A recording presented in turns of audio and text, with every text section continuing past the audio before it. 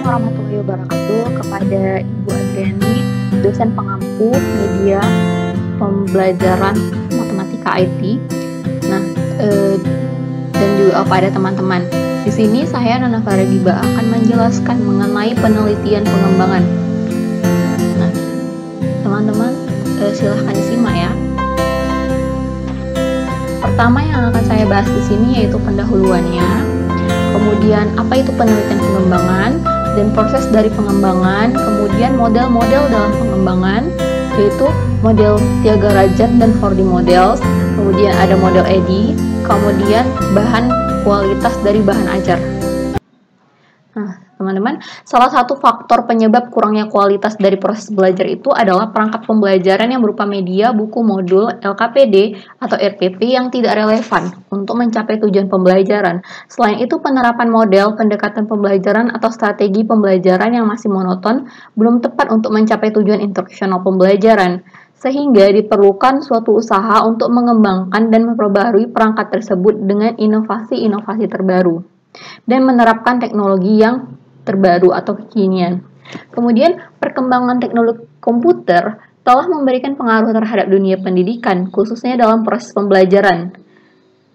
Di mana sejalan dengan itu, teknologi komputer sendiri memiliki 3 fungsi utama yang digunakan dalam kegiatan pembelajaran, yaitu sebagai alat tulis, sebagai alat ilmu pengetahuan, bahan dan alat bantu untuk pembelajaran atau literasi. Sehingga dapat kita simpulkan bahwa teknologi komputer itu telah hadir di hadapan kita untuk dimanfaatkan secara optimal dalam meningkatkan kualitas belajar. Nah, teman-teman, selain buku, modul, RPP, LKPD, perlu untuk dikembangkan sebagai alat pendamping penggunaan buku, di mana perangkat ini memuat sekumpulan kegiatan yang harus dilakukan siswa yang bertujuan untuk memaksimalkan capaian kognitif dalam upaya membentuk kemampuan dasar yang sesuai dengan indikator pencapaian hasil. Nah, selain itu, perangkat ini juga bertujuan untuk meningkatkan keterlibatan siswa dalam belajar sehingga memberikan kesempatan bagi mereka untuk mengkonstruksi pengetahuannya. Nah, berdasarkan uraian tadi yang saya jelaskan, maka sangat penting untuk mengembangkan suatu bahan ajar yang inovatif, kekinian, dan terintegrasi dengan teknologi komputer, di mana dengan bahan ajar ini diyakini dapat meningkatkan kemampuan berpikir tingkat tinggi dan kemampuan kemandirian belajar siswa. Nah, karena itu kita perlu pengembangan dalam penelitian untuk bahan ajar. Nah, selanjutnya di sini saya akan bahas apa sih itu penelitian pengembangan. Nah, dalam penelitian pengembangan, untuk menghasilkan produk bahan ajar yang berkualitas, tentu perlu dilakukan proses pengembangan, di mana pengembangan merupakan salah satu dari jenis penelitian. Nah, penelitian atau yang bisa kita kenal dengan research and development, penelitian bertujuan untuk menghasilkan suatu produk baru atau memperbaiki produk yang sudah ada, baik berupa buku, lembar aktivitas siswa, media pembelajaran, modul, dan bahan ajar. Nah, prinsip-prinsip yang perlu diperhatikan dalam mengembangkan bahan ajar yaitu yang pertama, prinsip relevansi. Dalam prinsip ini, berarti mengaitkan, bersangkut paut, atau berguna secara langsung. Jadi, materi yang diulas harus terkait dengan satu sama lain dan tujuan pembelajaran yang ditetapkan. Kemudian yang ketiga ada prinsip konsistensi. Nah, pada prinsip ini, kita pada aspek pengembangan bahan ajar, ketetapan yang sesuai antara tujuan pembelajaran dengan isi bahan ajar. Nah, jika terdapat 3 tujuan pembelajaran, maka isinya harus dikembangkan dan fokus pada pencapaian tujuan tersebut. Kemudian yang ketiga ada prinsip kecukupan, di mana prinsip ini isinya bahan ajar harus diulas meliputi semua tujuan pembelajaran yang ditetapkan.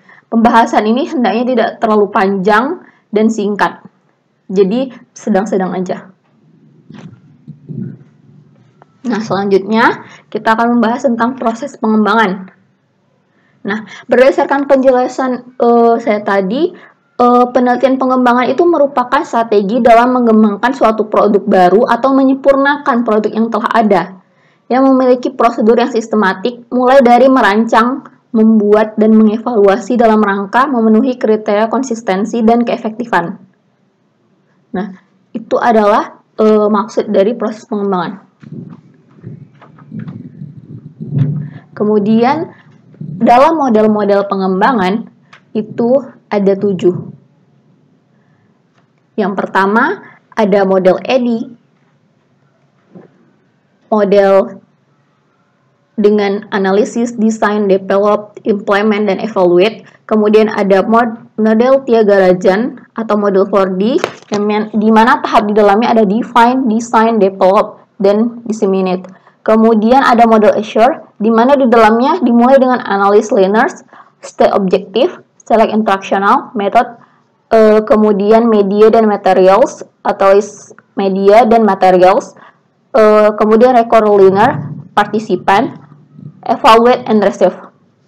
Nah, yang keempat itu ada model Hanafin and Peck. Yang kelima ada model PPSI, di mana PPSI itu adalah prosedur pengembangan sistem instruksional. Yang keenam ada model Dick and Carey.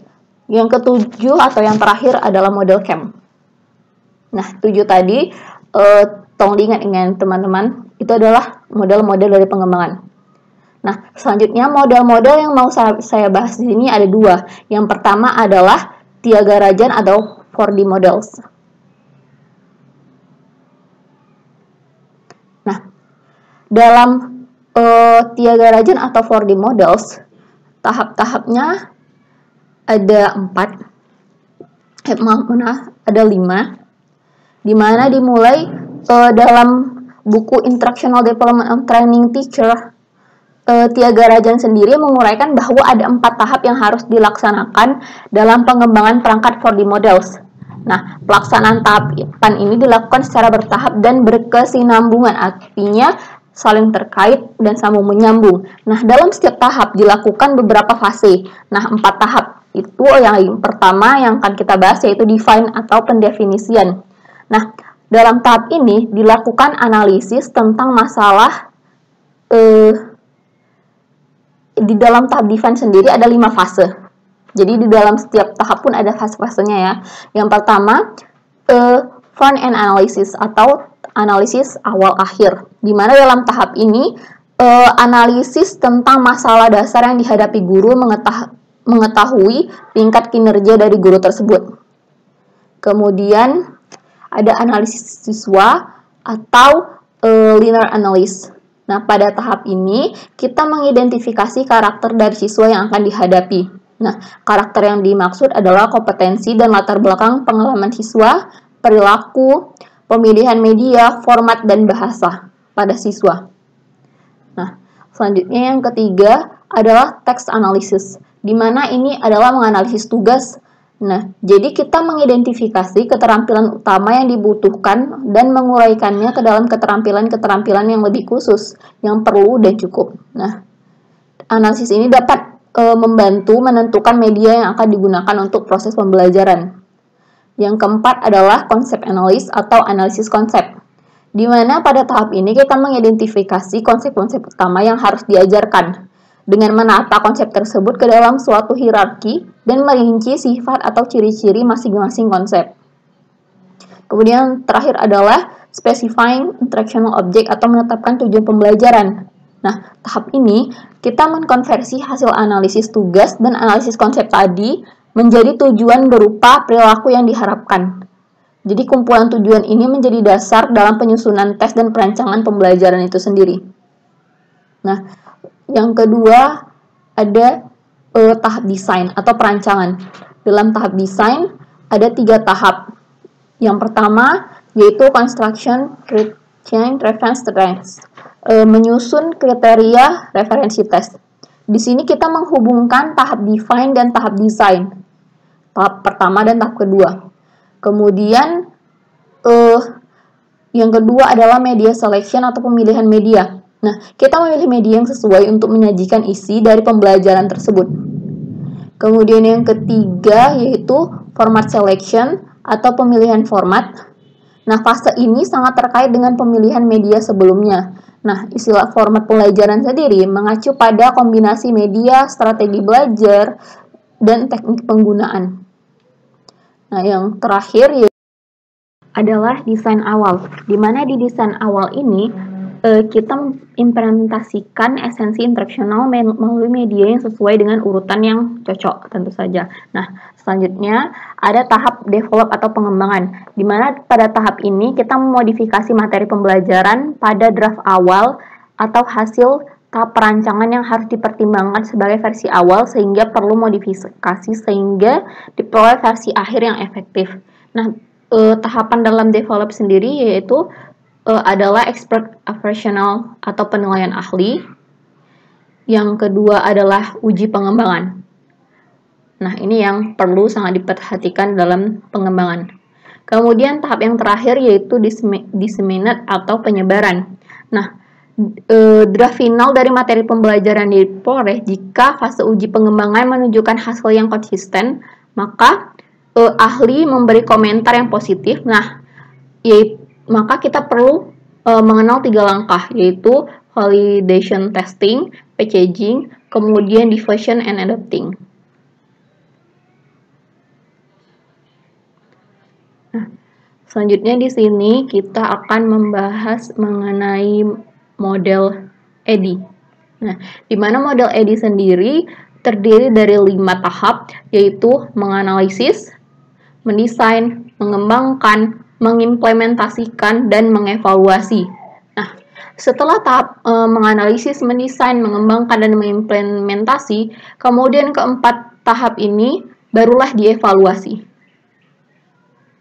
Nah, yang terakhir yang akan kita bahas yaitu kualitas dari sebuah bahan ajar. Nah, di mana kualitas dari sebuah bahan ajar adalah indikator yang penting untuk menentukan kualitas dari perangkat pembelajaran, yaitu validitas dan keefektifannya. Nah, yang pertama yaitu validitas. Validitas dalam suatu penelitian pengembangan meliputi validitas isi dan validitas konstruk.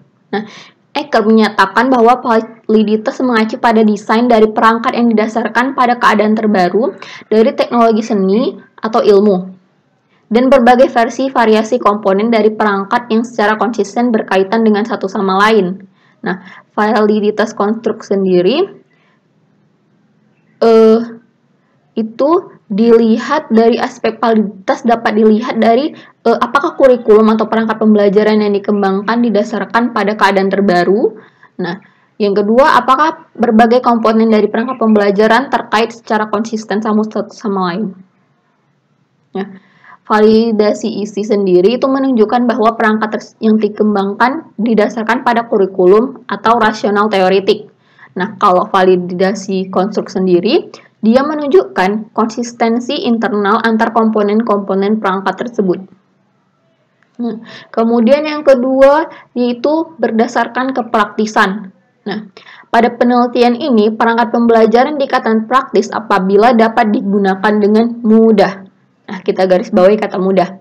Nah, indikator-indikator yang ditetapkan sebagai perangkat yang dikatakan praktis yaitu berdasarkan penilaian ahli atau pakar terhadap perangkat yang dikembangkan. Nah, dinyatakan sedikit atau tanpa revisi. Kemudian respon dari siswa terhadap pembelajaran adalah minimal pada kategori baik. Kemudian fakta. Fakta menunjukkan bahwa perangkat yang dikembangkan dapat diterapkan dengan baik melalui proses uji coba yang baik perorangan, kelompok, maupun situasi nyata. Nah, yang selanjutnya perlu berdasarkan keefektifan. Nah, aspek yang paling penting dalam keefektifan adalah untuk mengetahui tingkat atau derajat penerapan teori atau model dalam suatu situasi tertentu. Nah, berdasarkan pendapat ahli di atas, yaitu pendapat Niven, bahwa makna dari pernyataan ini adalah efektivitas mengacu pada cara siswa melakukan pengalaman kurikulum dan hasil pencapaian dari siswa sesuai dengan tujuan yang ditetapkan oleh si pengembang. Nah, berdasarkan itu, maka indikator untuk menyatakan efektivitas perangkat pembelajaran adalah ketuntasan belajar siswa secara klasikal, efektivitas aktif siswa, berada pada kategori ideal yang ditetapkan. Kemudian respon siswa sendiri, misalnya setidaknya respon siswa tersebut 80% positif terhadap perangkat pembelajaran yang dikembangkan. Nah, sekian teman-teman, kualitas dari bahan ajar tersebut mengakhiri materi kita pada kali ini, yaitu penelitian pengembangan. Dan terima kasih atas perhatiannya. Nah, semoga bermanfaat. Assalamualaikum warahmatullahi wabarakatuh.